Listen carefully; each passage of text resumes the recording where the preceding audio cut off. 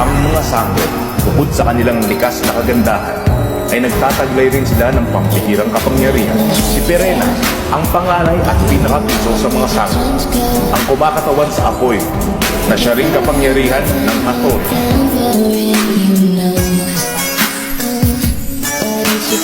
Si Danaya, ang tagapangalaga ng lupa, nakadikit naman ang kaharian ng Sapiro.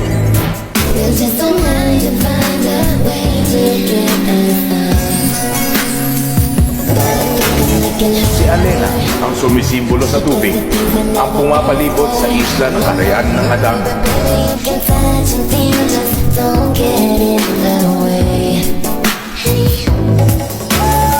At si Amihan, ang itinadhana, ang katuparan ng propeseya ni Cassiopeia, ang may hawak ng brilyante ng hangin, ang sagisag ng Lireyo.